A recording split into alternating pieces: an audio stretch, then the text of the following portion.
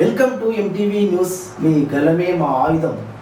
కాంగ్రెస్ ప్రభుత్వ తీరుపై ఉమ్మడి జిల్లా వ్యాప్తంగా ఆశా వర్కర్లు కన్నెర్ర చేశారు.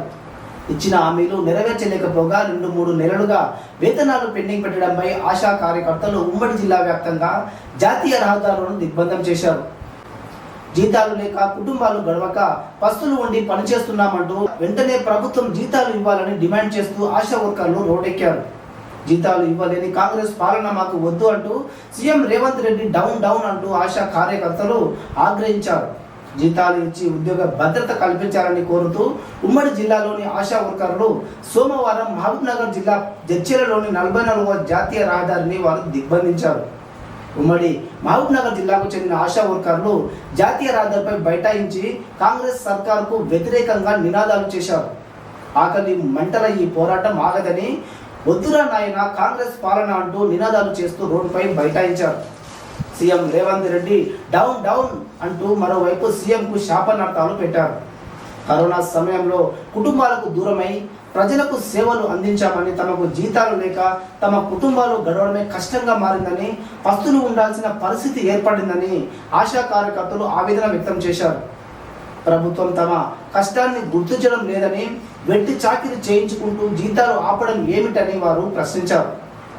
సమాచారం అందుకున్న Mahabubnagar DSP Venkateswarlu, DTC DSP Giribabu, Jadcherla rural CI, Bhoothpur సిఐలు నాగార్జున గౌడ్, రామకృష్ణ, ఎస్ఐలు పోలీస్ సిబ్బందితో కలిసి అక్కడికి చేరుకుని ఆశా వర్కర్లను నచ్చజెప్పే ప్రయత్నం చేశారు. తమ డిమాండ్లు పరిష్కరించే వరకు ఇక్కడి నుంచి కదిలేది లేదని ఆశా వర్కర్లు భీష్మించుకుని రోడ్డుపై బైఠాయించారు.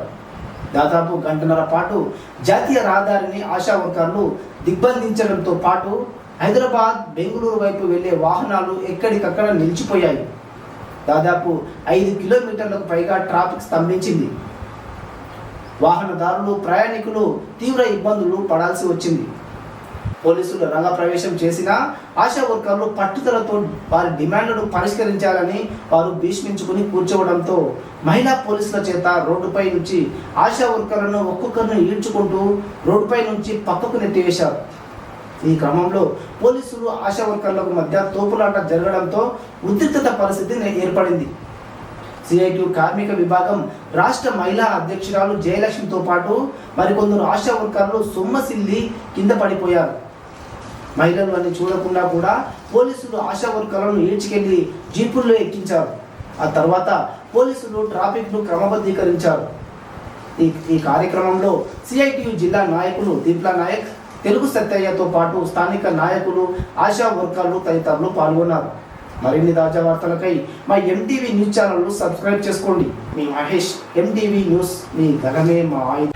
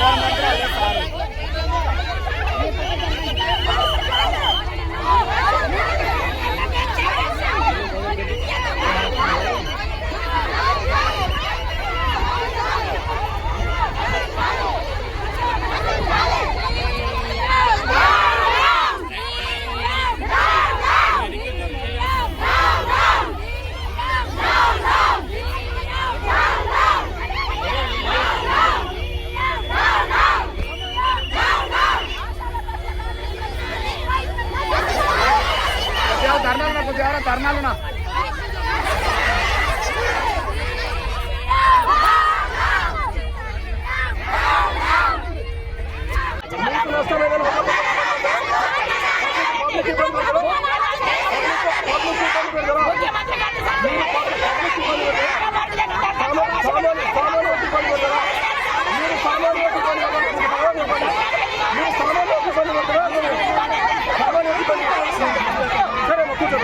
రాష్ట్ర వ్యాప్తంగా హైవే రహదారుల్ని మొత్తం కూడా రాస్తారోకో చేయాలి, దిగ్బంధనం చేయాలని మా రాష్ట్ర కమిటీగా మేము నిర్ణయం చేశాం.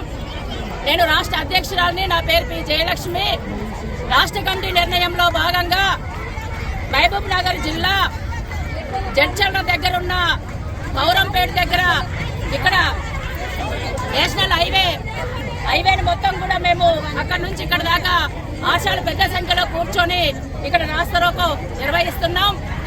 ఇక్కడ పోలీసులు వచ్చి మమ్మల్ని బెదిరిస్తున్నారు.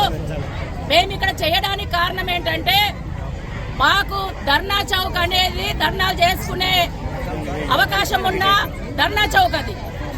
మేము 28వ తేదీన మేము అయ్యా ధర్నా చేసుకుంటాం, మాకు సభకు అవకాశం ఇవ్వండి, బ్యానర్ పెట్టుకుంటాం, 4 విషయాలు మాట్లాడుకుంటాం, మాకు సపోర్ట్ ఇచ్చే పెద్ద మనుషులను మేము పిలుచుకుంటాం అనేసి మొత్తం విజ్ఞప్తులు చేశాం. మేము పోలీసు వాళ్ళకి విజ్ఞప్తులు చేస్తే ఇస్తామని మమ్మల్ని మోసం చేసి 27వ తేదీ రాత్రి రిజెక్ట్ చేసిన పరిస్థితి ఉంది. మరి ధర్నా చౌక్ రానివ్వరు, మా విషయాలు మమ్మల్ని మాట్లాడనివ్వరు, ప్రజావానికి రానివ్వరు.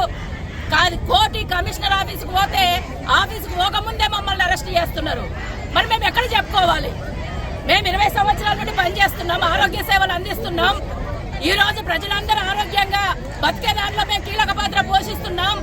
మరి మా సమస్యలు ఎక్కడ చెప్పుకోవాలి? చెప్పుకునే అవకాశం లేకపోతే మేము ఎట్లా బతకాలనేసి కాంగ్రెస్ ప్రభుత్వాన్ని మేము హెచ్చరిక చేస్తున్నాం. ఈ రోజు ఈ హైవేలలో రాస్తారోకోలు చేసే పరిస్థితిని కల్పించింది మేము కాదు, ప్రభుత్వం యొక్క నిర్బంధంలో నుండి పుట్టిందే ఈ రాస్తారోకో. మాకు ఇందిరా పార్క్ దగ్గర ధర్నా అవకాశం ఇస్తే రాస్తారోకోలు ఉండకపోతుండే. అందుకని ప్రభుత్వం యొక్క పద్ధతి అట్లుంది కాబట్టి మేము రాస్తారోకో చేస్తున్నాం. మేము గొంతమ్మ కోరికలు అడగట్లేదు, కొత్త డిమాండ్లు అడగట్లేదు. ఈ ముఖ్యమంత్రి గారే ఇప్పుడున్న సీతక్క గారితో పాటు మంత్రులందరూ మేము అసెంబ్లీ ఎన్నికల కంటే ముందు టెంట్లు వేసుకొని పోరాటాలు చేస్తే మా దగ్గరకు వచ్చారు, టెంట్ల కిందకు వచ్చారు, మాతో చట్టాపట్టాలు వేసుకొని పోరాటాలు చేశారు, మాకు మద్దతు తెలియజేశారు. మేము అడుగుతున్న 18,000 ఫిక్స్డ్ వేతనం న్యాయమైన డిమాండ్ ఇంకా తక్కువ అడుగుతున్నారు మీరు అనేసి అన్నారు. మేము పెట్టిన డిమాండ్లన్నీ న్యాయమైనవి అన్నారు. మాకు ఓట్లు వేయండి, గెలిపించండి, మేము గద్దె మీదకి వస్తే 18,000 ఫిక్స్డ్ వేతనం మీకు చేస్తామనేసి హామీ ఇచ్చారు. మరి హామీ ఇచ్చి 2 ఏళ్ళు అయింది.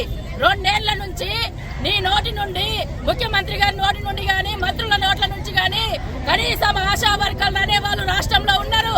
మేము పరిష్కారం చేస్తాం, పిలుస్తాం, మాట్లాడతామన్న పాపాన ఈ ప్రభుత్వం మాట్లాడట్లేదు. మరి మేము ఎట్లా బతకాలి అనేసి ఈ రోజు మేము అడుగుతున్నాం. 2 ఏళ్ళు అయింది, అంతకంటే ముందు 3 ఏళ్ళు అయింది. ఈ రోజు మాకు పారితోషికాలు పెరగక, జీతం పెరగక 5-6 సంవత్సరాలు అవుతుంది. మరిన్ని తాజా వార్తలకై మా ఎంటీవీ న్యూస్ ఛానల్ను సబ్స్క్రైబ్ చేసుకోండి. మీ మహేష్. ఎంటీవీ న్యూస్, మీ గలమే మా ఆయుధం.